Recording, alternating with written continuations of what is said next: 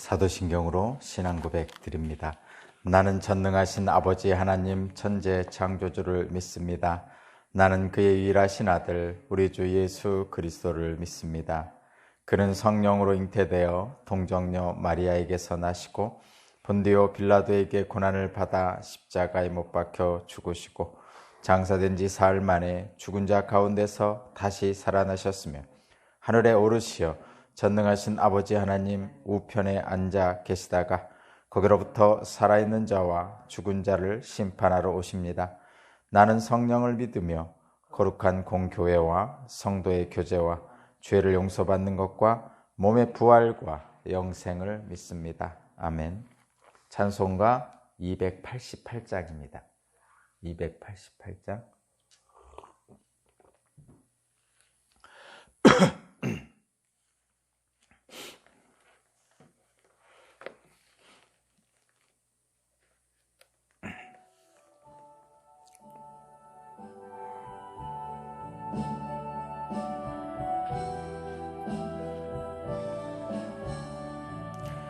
예수를 나의 구주 삼고 성령과 피로써 거듭나니 이 세상에서 내 영혼이 하늘의 영광 누리도다. 이것이 나의 간증이요 이것이 나의 찬송일세. 나 사는 동안 끊임없이 그 주를 찬송하리로다.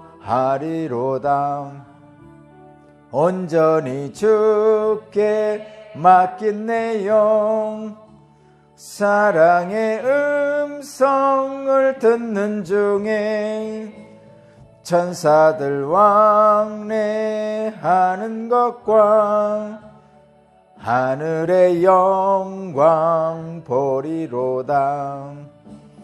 이것이 나의 간증이요 이것이 나의 찬송일세. 나 사는 동안 끊임없이 그 주를 찬송하리로다.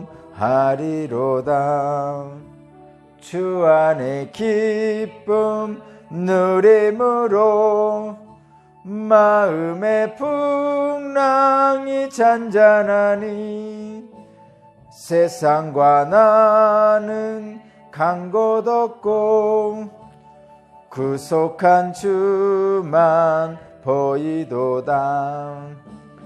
이것이 나의 간증이요 이것이 나의 찬송일세. 나 사는 동안 끊임없이 그 주를 찬송하리로다.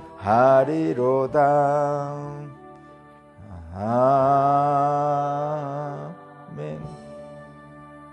아멘. 오늘 주신 하나님 말씀은 베드로후서 2장 1절에서 11절 말씀입니다. 베드로후서 2장 1절에서 11절 말씀을 제가 봉독합니다. 전에 이스라엘 백성 가운데 거짓 예언자들이 일어난 것과 같이 여러분 가운데도 거짓 교사들이 나타날 것입니다. 그들은 파멸로 몰고 갈 이단을 몰래 끌어들인 것입니다. 그래서 그들은 자기들을 값주고 사신 주님을 부인하고 자기들이 받을 파멸을 재촉할 것입니다. 많은 사람이 그들을 본받아서 방탕하게 될 것이니 그들 때문에 진리의 길이 비방을 받게 될 것입니다. 또 그들은 탐욕에 빠져 그럴듯한 말로 여러분의 호주머니를 털어갈 것입니다.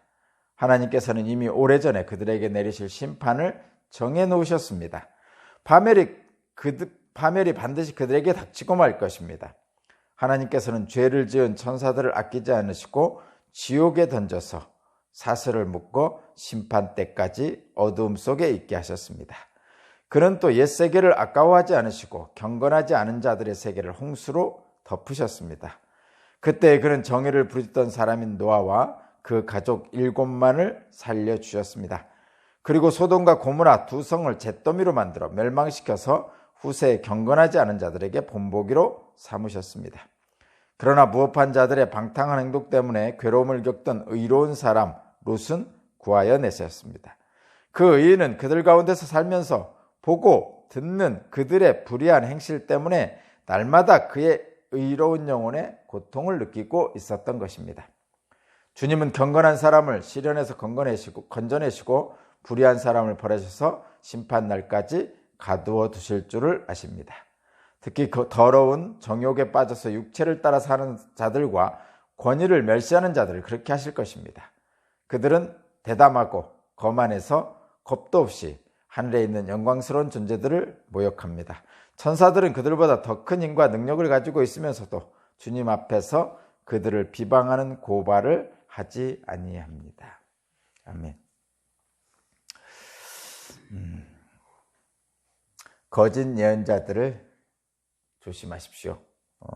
라는 말씀의 제목입니다. 거짓 예언자들을 어떻게 하면 조심할 수 있는지 오늘 본문 말씀을 잘 한번 묵상해 보기를 바랍니다.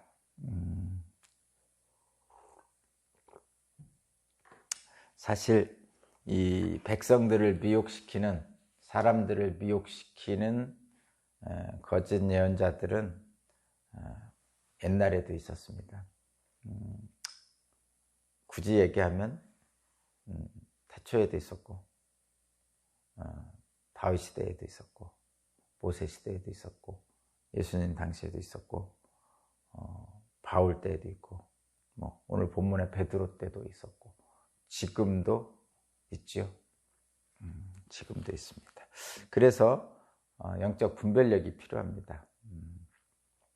오늘 본문 말씀을 읽어보면 이해가 안 되는 일들은 없습니다. 다만 거짓 예언자들의 특징을 한 2가지 정도를 보여주고 있는데, 한번 보면요, 첫 번째는 2절입니다. 2절 많은 사람이 그들을 본받아서 방탕하게 될 것이다, 이렇게 표현하고 있죠. 방탕하게 된다고 합니다. 두 번째는 3절입니다. 그들은 탐욕에 빠져서 그럴듯한 말로 여러분의 호주머니를 털어갈 것입니다. 여기서 2가지입니다. 첫 번째는 탐욕에 빠져서 방탕한 사람, 방탕한 자들이고, 두 번째는 그럴듯한 말로 행하는 사람들입니다. 그러니까 여러분 한번 생각해 보세요. 탐욕에 빠져서 방탕해지고, 이 방탕이라는 것은 아주 복합적인 말입니다. 성적인 방탕도 있고, 그 물질적인 방탕도 있고. 왜 돌아온 탕자의 둘째 아들이 먼 나라 가서 허랑방탕하게 썼다, 이렇게 표현하잖아요. 근데 허랑방탕하게 쓸 때 돈을 막 낭비하고, 맞으면 술집에 가서 막 먹고 이런 거죠. 그러니까 거기에는 그 방탕하다는 뜻에는 삶을 온전하게 살지 못하는 거죠. 여자, 술, 또 하여튼 그런 것들도 있고, 자기가 해야 될 일을 하지 않고 돈을 낭비하고 이런 것들이 거기에 다 들어가 있습니다. 여러분들이 그냥 일반적으로 생각할 때 그런 것들을 생각하시면 맞는 말입니다. 그러니까 복합적인 거란 얘기예요. 그냥 단순하게 돈을 낭비한다만 끝나는 것도 아니고, 또 호색하니다 이 정도에서 끝나는 것도 아니고, 인간의 삶의 전반적인 얘기를 하는 겁니다. 근데 이들이 방탕한 것은 탐욕에 빠져서 그런 거죠. 그러니까 탐욕에 빠져서 방탕합니다. 첫 번째. 두 번째는 자신의 탐욕을 채우기 위해서 그럴듯한 말로 포장합니다. 대표적인 게 오늘 본문 말씀에 4절 보면 죄를 지은 천사들 있죠. 태초에 그 천사장이 죄를 져서 하나님이 지옥으로 보냈죠. 그를 사탄이라고 그러잖아요. 두 번째 5절을 보면 노아 때 경건하지 않은 사람들이 있죠. 그 다음에 세 번째로는 6절에 소돔과 고모라가 있습니다. 거기도 경건하지 않은 자들입니다.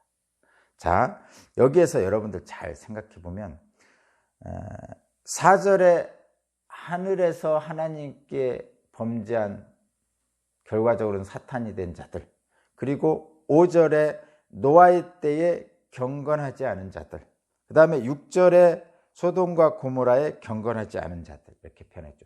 여기서 경건하지 않았다는 얘기는 하나님에게 등을 돌렸다는 의미로 보시면 됩니다. 경건하지 않았다는 것을 인간적인 의미로 자꾸 찾으면은 행위라고 자꾸 보면 안 된다는 의미로서 경건하지 않은 자라고 얘기하는 거예요. 행위로 경건함을 위장할 수 있거든요, 인간은. 그래서 이 경건하지 않은 자들, 천사도 마찬가지고, 노아 때도 마찬가지고, 소돔과 고모라도 마찬가지고, 경건하지 않은 것이라고 표현한 것을 인간적으로 생각해서 행위를 똑바로 하는 사람들, 이렇게 생각하면 안 됩니다. 그냥 어떻게 생각해야 되면 하나님을 등진 사람들, 하나님과 등진 사람들이에요. 그렇게 생각하셔야 돼요. 그래서 하나님과 등지었기 때문에 어떡하죠? 하나님 뜻대로 안 살고 자기 뜻대로 사는 거죠. 이 경건하지 않은 것을 그래서 그러니까 행위로 자꾸 생각하면 사람들이 착각을 많이 해서 그래요. 소돔과 고모라도 그렇고 노아 때도 그렇고 사람들이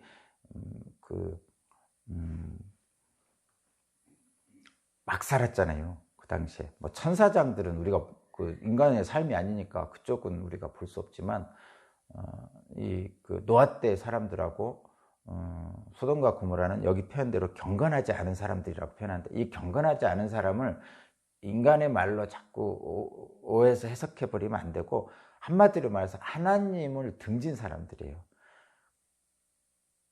노아 때 당연히 하나님을 등졌죠. 여러분들 기억하시죠? 소돔과 고모라 당연히 하나님을 등졌습니다. 근데 그 사람들의 특징을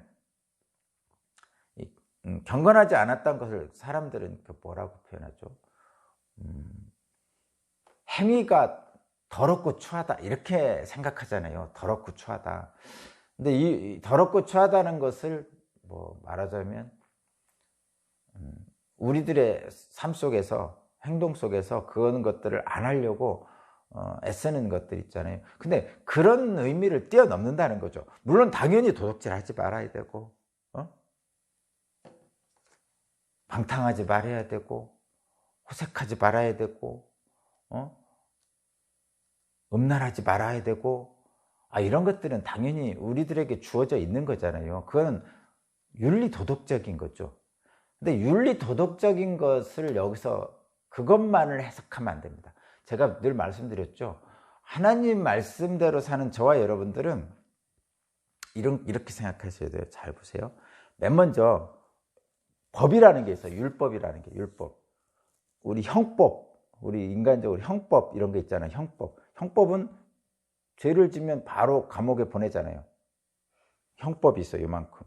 그 다음에 죄를 지어도 바로 감옥에 안 보내는 것도 있어요. 뭐죠? 윤리도덕. 부모에게 불의했다든가, 이렇게 겉으로 막 동네 사람들, 어른들을 어른들에게 막 무례하다든가, 물론 법에 걸리면 들어가겠죠, 형법에. 근데 윤리도덕적인, 직접적으로 그 법에 걸리지 않는 것들이 있어요. 법은 제형 법정주의라서 법에 기록된 것만 처벌합니다. 근데 법에 기록되지 않았지만 나쁜 짓이 있잖아요. 그러면 이 밖에 이만큼 있으면 그 밖에가 이제 윤리도덕. 법에 처벌은 받지 않지만 사람들의 비난을 받는 거예요. 법은 직접적으로 처벌받고, 윤리도덕은 법에 직접적으로 기록되지 않아서 처벌받지 않지만 사람들한테 비난받는 거죠. 근데 기독교는 이것까지가 아니고 그 이상이거든요. 이만큼 더 넓어요. 근데 그 이상은 뭐죠? 하나님과 등지고 있는 거예요. 근데 요 형법적인 거나 또는 윤리도덕적인 거나 이런 것들은 하나님과 등지고 있는 들에게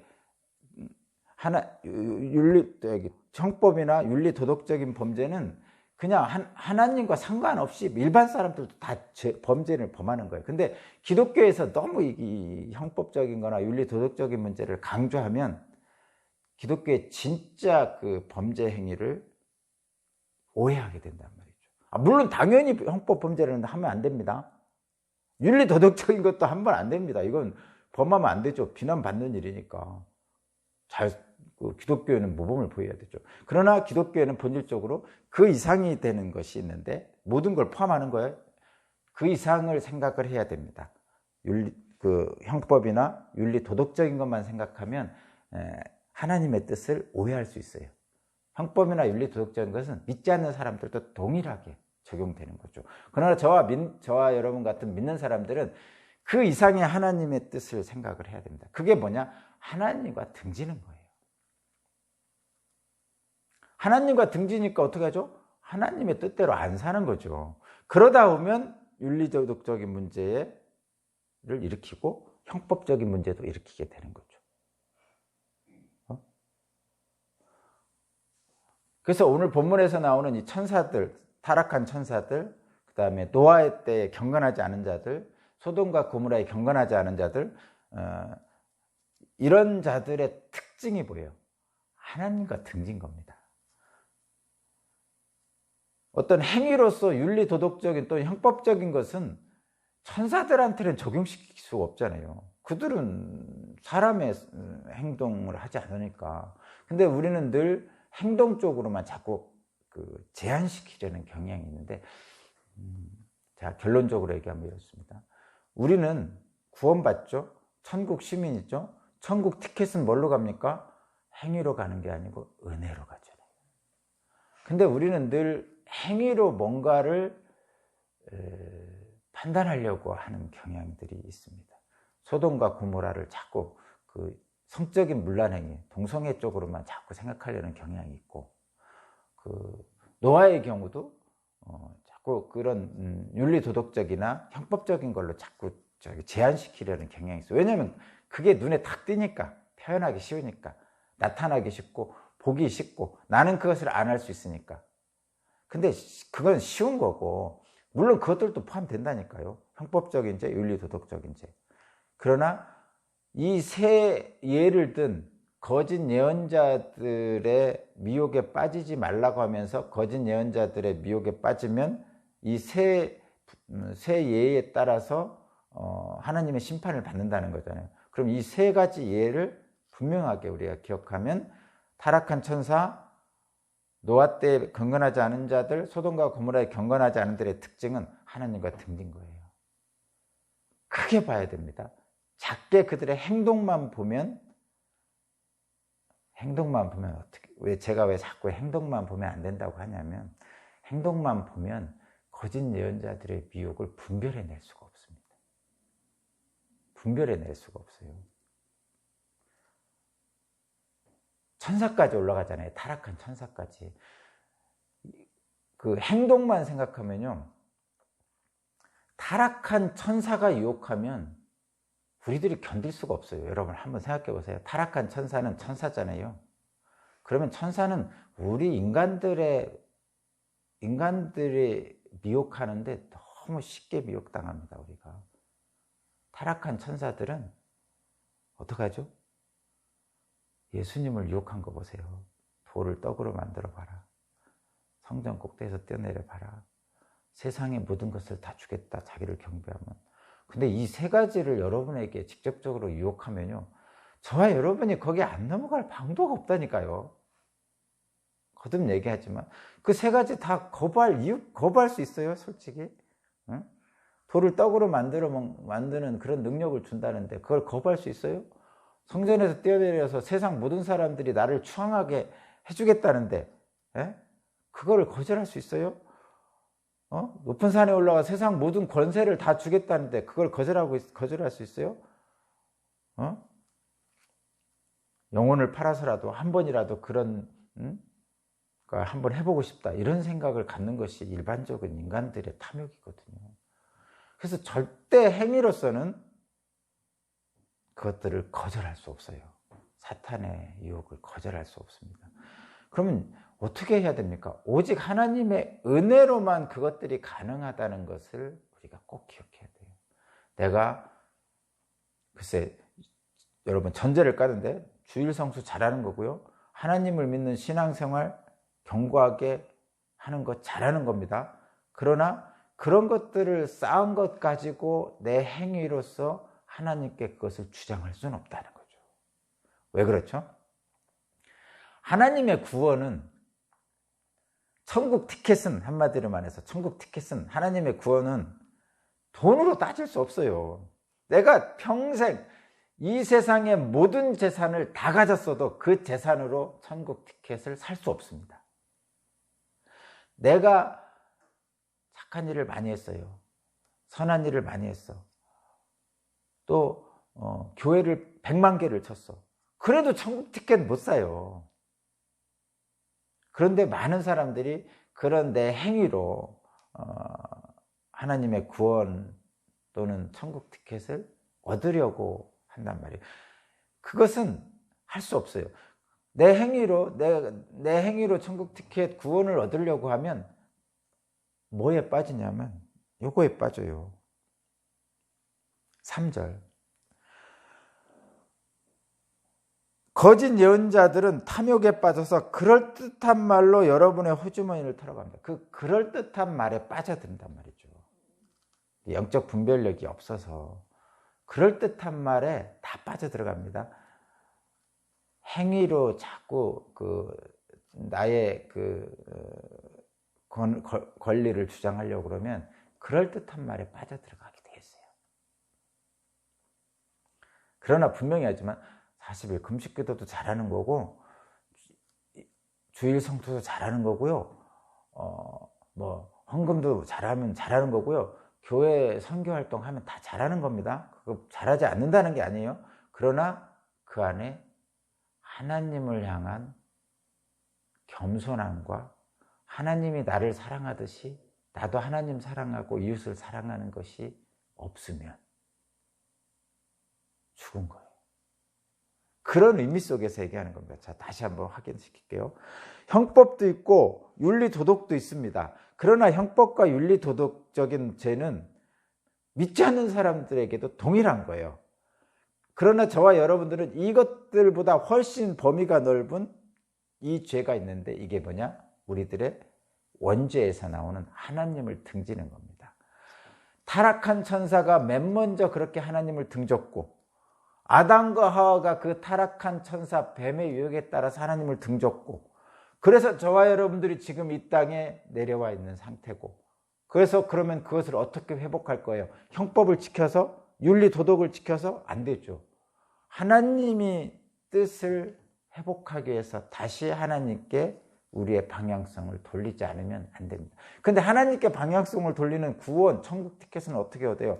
내가 형법을 지킴으로써, 윤리도덕을 지킴으로써 그것만 가지고는 안 된다는 거예요. 물론 형법도 지키고 윤리도덕도 지켜야 돼요.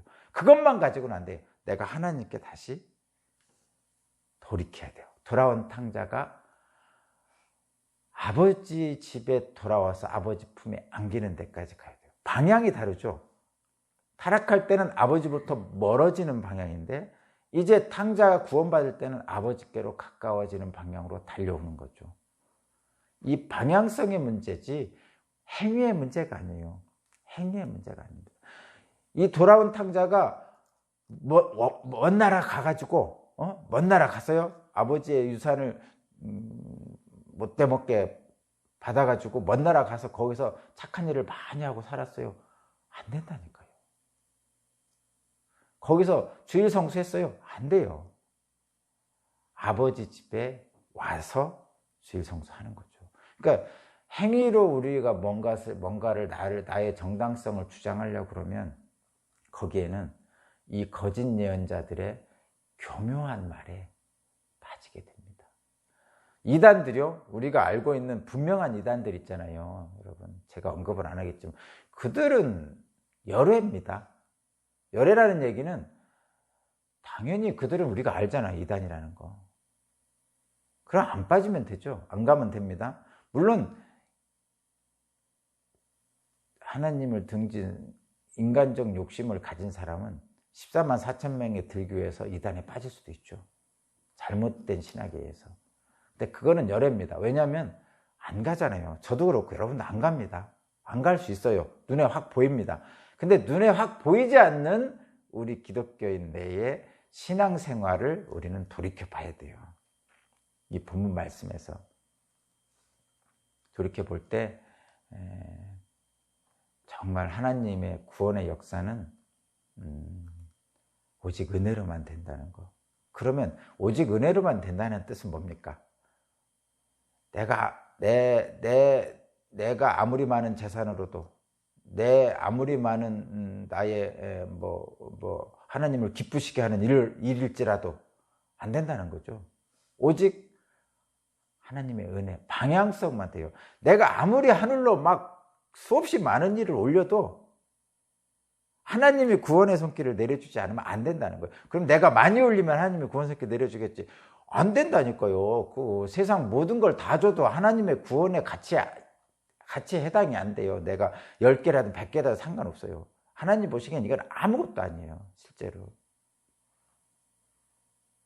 그래서 하나님이 은혜로 주실 때만 가능해요. 그래서 그럼 우리는 어떻게 해야 돼요? 물론 형법도 지켜야 되고 윤리도덕도 지켜야 된다니까요. 그걸 안 하라는 얘기 아니에요. 주일 성수도 하고 헌금도 많이 하고 나름대로 신앙생활 열심히 하는 거예요. 그건 해야 되죠. 그것도 안 하면서 하나님의 은혜를 구하는 것은 진짜 말도 안 되는 거죠. 어불성설이. 내가 해야 될 바를 하는데 다만 결정적인 것은 하나님의 은혜다. 그래서 우리는 우리의 신앙생활을 열심히 하면서도 오직 하나님의 은혜를 구하는데 최선을 다해야 돼요. 그럼 오직 하나님의 은혜를 구한다는 건 뭐예요? 겸손한 거죠. 만약에 내가 하나님께 자꾸 뭔가 올리면서 뭔가 쌓아나가잖아요. 그럼 어떻게 되죠? 교만해지잖아요. 바벨탑을 쌓는 것처럼. 이렇게 되지 말고, 물론 이거는 내가 당연히 해야 될 일이지만 하나님의 은혜만을 구하면 내가 겸손해진다는 거죠. 예수님이 그렇게 하셨잖아요. 천국 티켓은 행위로 갈 수 없습니다. 오직 은혜로만 갈 수 있습니다. 그 이유는 천국 티켓은 가격으로 따질 수 없는 가치를 가지고 있습니다. 내가 아무리 행위로 많은 것들을, 재물을 또는 뭔가를 해서 천국 티켓을 살 수가 없습니다. 가격을 따질 수 없는 것이기. 그렇다면 어떻게 해야 되냐? 오직 하나님의 은혜로만 천국 티켓은 받을 수 있습니다. 그러면 내가 가지고 있는 거 뭔가를 쌓아가지고 하려는 행위로 안 된다는 것은 교만하지 말라는 말이고, 하나님의 은혜로만 가능하다는 얘기는 겸손하라는 말입니다. 그러면 지금 이 거짓 예언자들의 예언을 이길 수 있습니다. 자, 원초적인 천사장이 왜 타락한 사탄이 됐는지를 생각하면 저와 여러분들이 단초를 얻을 수 있습니다. 소돔과 고모라의 방탕함, 이런 데서만 생각하면 안 됩니다. 천사장은 자기가 하나님같이 되려고 하나님을 배신했죠. 하나님과 멀어진 거예요. 그게 우리의 원죄의 핵심입니다. 하나님과 멀어지지 않는 것, 그건 뭐냐? 하나님의 은혜만을 구하는 것입니다. 천사장이 자기 힘으로 하나님 자리를 차지하려고 그랬어요. 근데 천사장도 피조물이거든요. 오늘 또 겸손히 하나님을 섬기는 저와 여러분이 되기를 바랍니다. 오직 은혜로만 가능합니다. 기도드리겠습니다. 하나님, 교만하지 않도록 늘 말씀의 분별력을 따라 주님 닮는 겸손함으로 살게 하여 주옵소서. 불의한 세대를 따라가지 않고 하나님의 진리 안에서 오늘도 성령의 놀라운 은혜를 체험하는 기쁨의 하루가 되게 하여 주옵소서. 감사드리며 예수 그리스도 이름으로 기도합니다.